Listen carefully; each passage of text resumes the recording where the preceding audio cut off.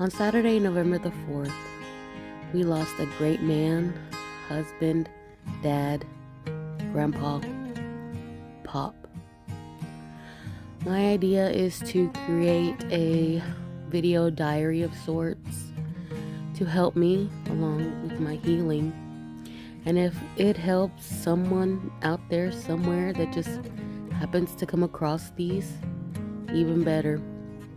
I'm not saying it's going to be professional or maybe even consistent or comprehensive, coherent, whatever big words you want to use. It may be a big mess, but it's something. Hey Dad, good morning. It is Friday, December the 15th. I dropped off Mom at work. Chunk made it to the bus stop this time. And I'm in the living room. I was telling you yesterday that I kind of didn't want to go in your room.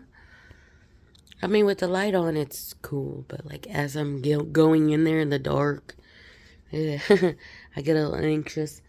And then I remembered why I didn't come in here to do the video. The answering machine has a little beep that keeps going on. Oof. Okay, so I came in here after all. I did one of those. I reached my hand in to turn on the light before I walked in the room.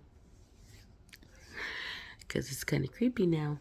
After this, Claudia was telling Mom about her dream. So, she was telling us the other day that when Tony got home from work, DJing. So I'm guessing it was about like 2 or 3 in the morning or something, that he heard somebody whistling. So she was just like, okay, whatever. He had just gotten back from work DJing. So, he'd probably had a few. So she didn't think much of it. She's like, okay, whatever. But then later she was dreaming that you were whistling, like to get her attention or whatever. And so she was, here at the house and that she heard you whistling.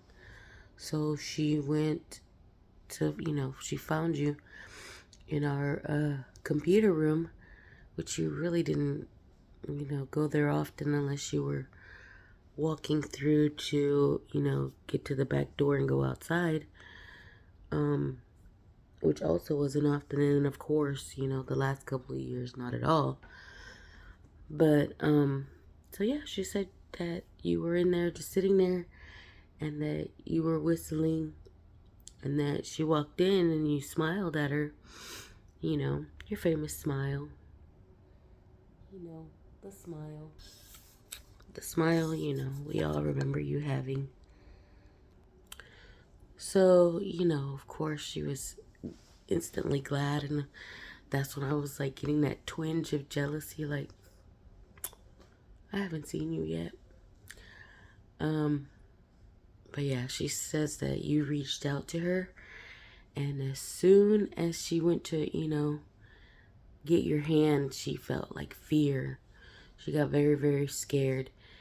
And so, she backed away. And that you were very insistent that, you take her hand and take her hand. Or she takes your hand. And so, she was saying that she ran to my old room, which is like right next to the computer room. You just like come out the door, there's like a little chunk of hallway, and then there's my room. And so she said she ran in there, and Mom and I were in my room.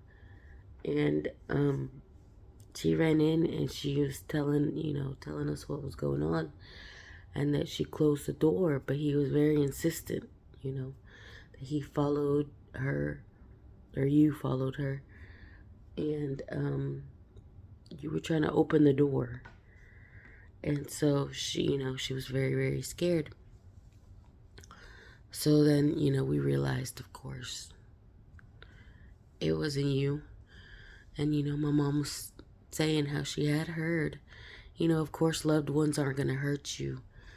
Um, so it couldn't have been you. And that sometimes other entities, spirits, things attach, you know. Oh, I hear a dog barking. That scared me. um, you know, attach themselves to, you know, other probably kinder spirits or just spirits in general. So we're, you know, of course we're like, yeah, that wasn't dad. That would not be dad. So, but yeah, she said she woke up very, very scared because, you know, she almost, you know, took that, whoever that was, you know, hand. That's why earlier I kept saying he instead of you. So, but yeah, I just figured I would, you know, come on here and let you know about that. You know, we are okay. We Claudia did not take whoever that was hand. Um, but also, you know, you've got a, what is it, an identity thief. And then I know Frito had written to you on Facebook, and you know, he let you know that Nunu was okay now, so that was good. Um, and he's not sure if it was you looking out for him, or maybe Amber's mom. We're guessing it's you, but you know, it could have been her. Um, they were somebody was looking out for him. Apparently, the brakes went out on his truck. He had gone in to get, you know, maintenance and repairs and such, because they were gonna go to San Antonio, which they did not end up going, or they're not going to go after all, because, you know, of the whole Nunu situation. And then when they found out that he was okay, just things here and there started happening that it was just not meant to be. So they took it as a sign, and they went ahead and decided just not to go. But yeah, he said he was driving and his brakes went out, and so he they didn't go out completely, but he was like, you know, when you just keep pushing and keep pushing and keep pushing, and his truck was not stopping. You know, he has that big old truck too. And so finally he was like, he pushed it like down all the way, and he finally was able to stop. He says, so he has that, you know, he has his truck in the shop. But jeez, you know, I can only imagine how scary that is. I was telling him when I was driving your old Explorer, well, he was there. Well, not there, but you know, I called him first. But yeah, I happened to be lucky enough to be parking already in a spot, and it had one of those big concrete like pole thingies with the sign on it.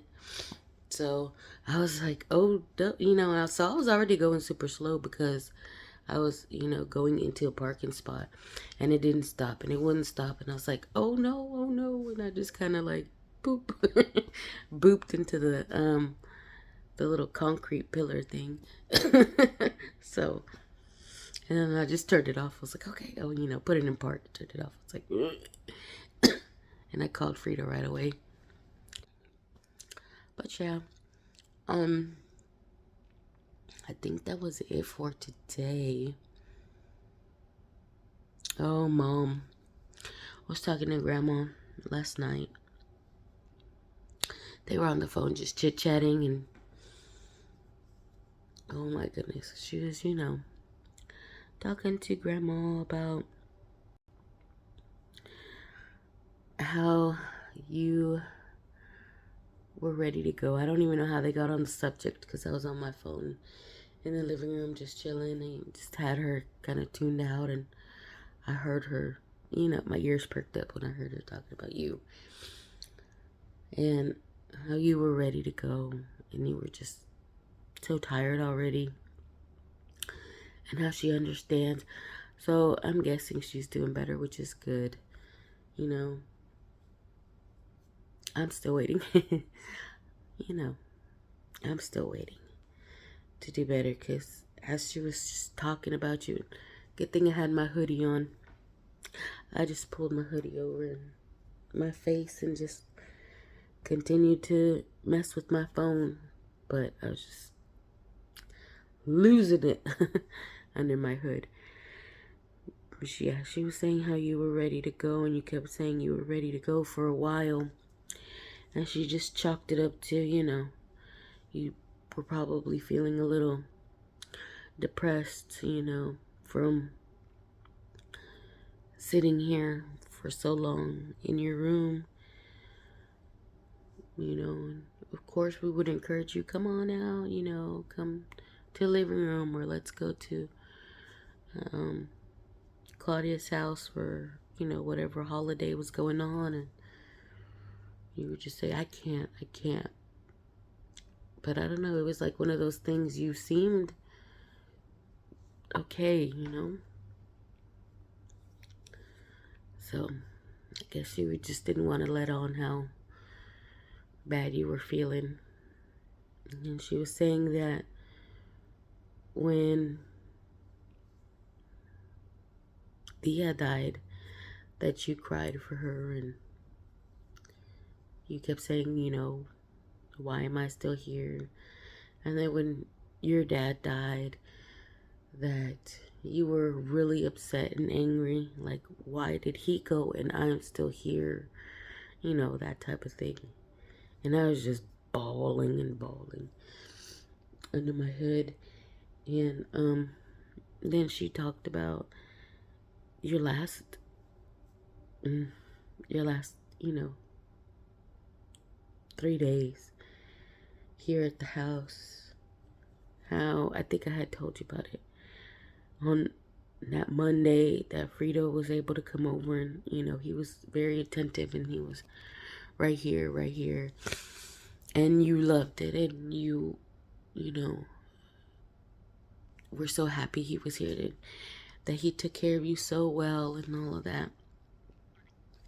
And that Tuesday that Claudia was, going to take care of you, but the little doorbell chime thing, the remote had stopped working or something, or the button, something, and she couldn't hear when you were calling.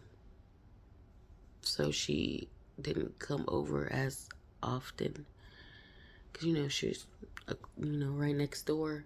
So she didn't know you needed her to come because the doorbell was messed up. And so then you were saying, can't Frito come over and take care of me? Can't Frito take care of me? And, Mama was like, well, he can't always come, he's got the kids. He helps Amber, with work and stuff. So then Wednesday was my turn, we all know. But anyway, I just figured that I would tell you, about Claudia's dream. And this is getting pretty long, and I need to, also go and get ready for work. Ooh, we're going to be on winter break for, I think, like 2 weeks. And today the kids get out early, so it's going to be like a busy morning. So, yeah. All right, Dad. You take care. You get some rest, and somebody's leaving. Try not to worry about us too much.